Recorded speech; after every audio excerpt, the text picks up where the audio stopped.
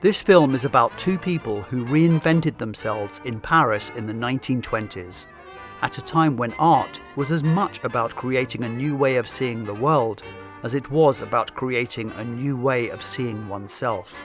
Two people who between them created one of the greatest icons of photography. Emanuel Radnitsky was a Jewish tailor's son from Brooklyn, New York, who reinvented himself as the avant-garde artist Man Ray. He moved to Paris, where he lived for most of his life, refusing to acknowledge his past in any way. Kiki de Montparnasse was born Alice Prynne, an illegitimate and homeless street orphan. Like Man Ray, she too came from elsewhere. And like him, she too reinvented herself as simply Kiki. Muse, model, and a living embodiment of the liberated Jazz Age spirit. Kiki was immortalized by Amedeo Modigliani, Zuguharo Fujita, Pablo Gargallo, Moisey Kisling, and Fernand Léger, as well as countless other artists in Paris at the time. But with Man Ray, her lover, there was something different, an intimacy and a collaboration. Man Ray's image of her, Le Violon d'Ingres, helped redefine photography at a time when it was still seen as a mechanical documentary medium, rather than a vehicle for creative expression. The image blurred the boundaries between traditional art forms like painting and sculpture and helped to establish photography as a serious and innovative artistic discipline. Man Ray and Kiki de Montparnasse pushed the boundaries of art, photography, and eroticism with this revolutionary image, which should be seen as much a testament to their creative partnership as it is to Man Ray's surrealist vision.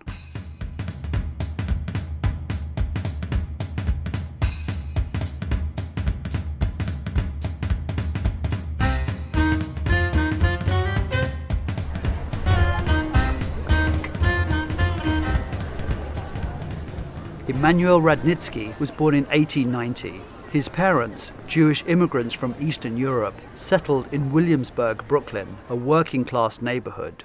His father's job as a tailor and his mother's as a seamstress meant he was exposed to a creative environment early on. Surrounded by fabrics, patterns, and tools, the young Emanuel began a lifelong fascination with form, texture, and transformation of material. Mannequins, flat irons, sewing machines, needles, and swatches of fabric appear in much of his work, and we can see similarities between Ray's collages and styles used for tailoring. At a time of xenophobia, an unprecedented wave of immigration, class consciousness, and anti-Semitism, Emanuel rejected his birth name and his family, and for the rest of his life was secretive about his origins and went to a lot of effort to keep his real name a mystery. People ask me today, where were you born? Where were you born? You ask me where I was born? It's so long ago I don't remember.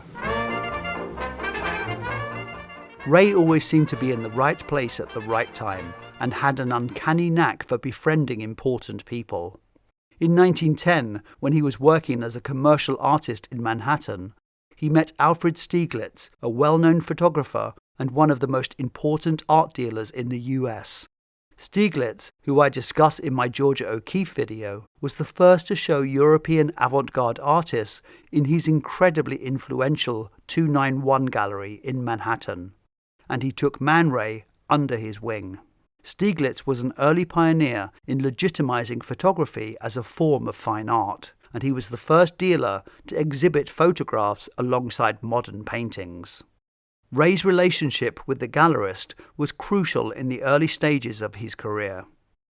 At the time, Ray, who was more focused on painting and other media, initially picked up the camera just to document his own artwork, but now started experimenting with photography more seriously under Stieglitz's influence, and began to see how photography could be a serious art form.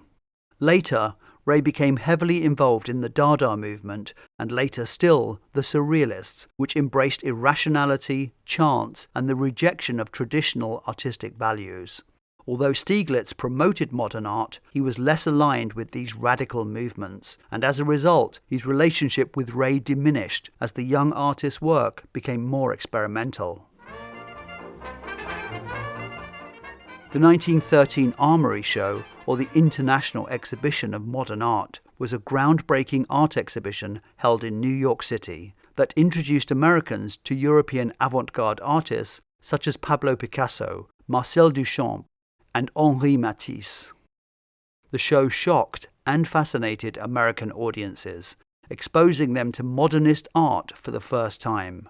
It is widely considered a pivotal event in the history of American art. One of the most controversial works on show was by Duchamp, Nude Descending a Staircase No. 2, which caused a sensation. Ray, who attended the Armory Show and was deeply inspired by what he saw there, met Duchamp, who became a lifelong friend and mentor. He didn't speak a word of English, I didn't speak a word of French, but we understood each other. He showed me some of his early work, you know. Ah, that's a man of my feeling. This painting by Ray is clear evidence of the influence of Duchamp's Nude and its depiction of movement in a static painting. His exposure to European modernism had a profound impact on Man Ray, prompting him to begin experimenting with abstraction and non-traditional forms of art. Dada was an avant-garde movement that emerged in Europe during and after the First World War, as a reaction to the horrors of war and the senseless violence. Dada used nonsense, spontaneity, and chance as a form of protest against the idea that there could be any sense or logic in a world capable of such destruction. It was characterized by its anti-establishment attitude, a rejection of traditional art forms, and a use of unorthodox materials and methods. While in New York, Duchamp quickly found a circle of painters willing to espouse his radical art theories, including Francis Picabia and Man Ray. Ray had his first solo show, which featured his first significant photographs, as well as his first proto-Dada object, an assemblage titled Self-Portrait. But there was one thing that puzzled me about it. When the spectator pushed the buttons, the electric bells did not ring. Ah, that makes it a work of art. The anarchic spirit of Dada, as embodied in Duchamp's ready-mades like Fountain, offered Ray not just an immediate ideology, but the validation he craved to reject everything he found stifling in his life. His modest, unassuming parents, his uninspiring job in graphic design, and a failed, brief marriage. The movement's refusal to be defined or codified gave Ray the rationale to leave behind his former life and head to Paris, where he could complete his reinvention, unfettered by his past.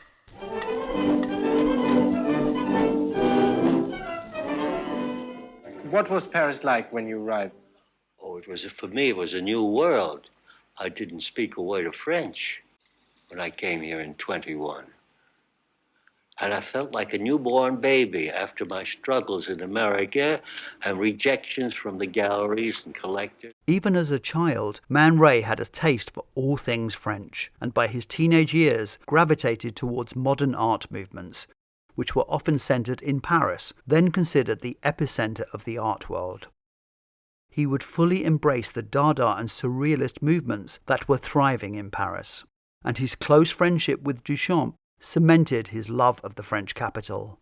By the time he moved there in 1921, he felt an innate bond with the kind of artistic freedom and intellectualism that Paris represented. It was also a comfortable distance from his roots in Brooklyn. Duchamp was waiting at the Gare Saint-Lazare when Man Ray first arrived in Paris, and he promptly swept him off to the Certa Café, where he met the whole Dada crowd. In a group whose members were constantly bickering or fighting, Ray got along with everyone and was the only person to win the approval of rival ringleaders André Breton and Tristan Tzara. He was a popular and well-liked addition to the Paris scene. He was home. While he originally started out as a painter, he realized soon after arriving in Paris that he had no chance of competing successfully with the leading talents of the day. Laying down his brushes, at least for a while, he began experimenting with less conventional media. Assemblage, photography, filmmaking, ready-mades, and so on. Ray moved to the Montparnasse quarter, where so many artists were living, and soon after his arrival, he made an accidental rediscovery of the camera-less photogram, which he called rayographs. It was a process that involves placing random objects such as tacks, combs, or coils of wire directly onto light-sensitive photographic paper and then exposing it to light. The parts of the paper covered by objects stayed white, while the uncovered areas turned black or various shades of grey, depending on how long they were exposed to the light. The element of chance, spontaneity, and accident with the rayographs was loved by the Dada group, and the combination of the subconscious and the irrational meant the mysterious images were dubbed pure Dada creations. Rayographs became iconic in the world of avant-garde art and played a significant role in redefining photography as a medium capable of abstraction and conceptual depth. While he was ingratiating himself with the Parisian bohemian and artistic community, he met and fell in love with the queen of the avant-garde, Kiki de Montparnasse, already a well-known figure in bohemian circles. Kiki became Ray's companion for most of the 1920s and was the subject of some of his most famous photographic images. She also starred in his experimental films. Her image became iconic, and their partnership embodied the spirit of creative freedom that defined Paris during the interwar period. The period that saw the birth of modernism and the rise of photography as an art form. Ray created Le Violon d'Ingres in 1924 by combining photography with artistic manipulation. The artwork perfectly embodies the surrealist interest in challenging traditional representations and blending everyday objects with the human form.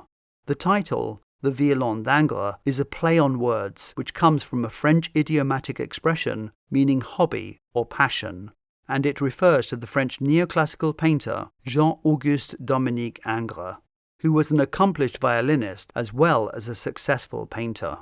In the photo, Ray references both the painter's passion for the violin and his style of sensuous female nudes. Ingres famously portrayed the back of a reclining nude in works like this, and this, where her elongated and sensual back reflects both an idealized and eroticized vision of the body. To create the image, Ray first took a black and white photograph of Kiki, posing with her back turned to the camera. She is wearing a turban, a reference to Ingres' paintings. Then, after developing the photograph, Man Ray used black ink to create the F-holes directly onto the print in a way that made them look like they were part of Kiki's body.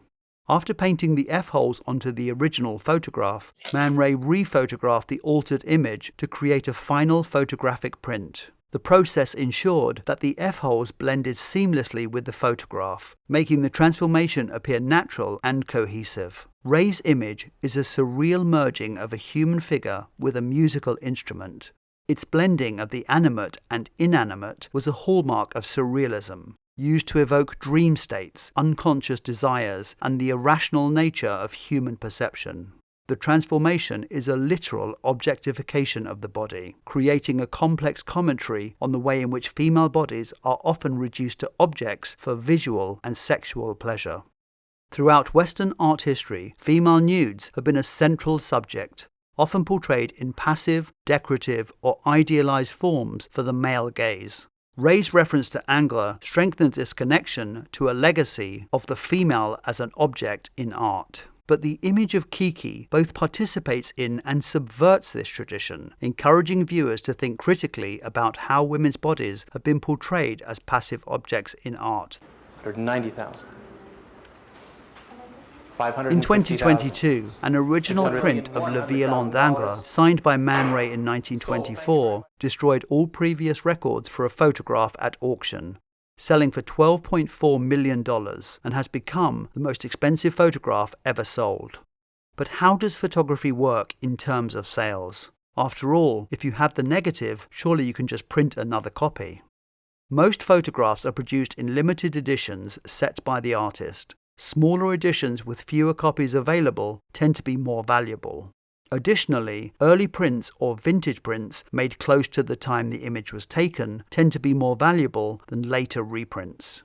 All subsequent prints of Violon d'Ingres, including the 1965 edition of 3 copies with hand-drawn lines resembling a guitar, the 1970 edition of 8 silver gelatin prints, and various later colour lithographs were all authorised by Man Ray and made from his original negative. These later prints also come up for auction, but don't reach anywhere near the astronomical price of the rare original print.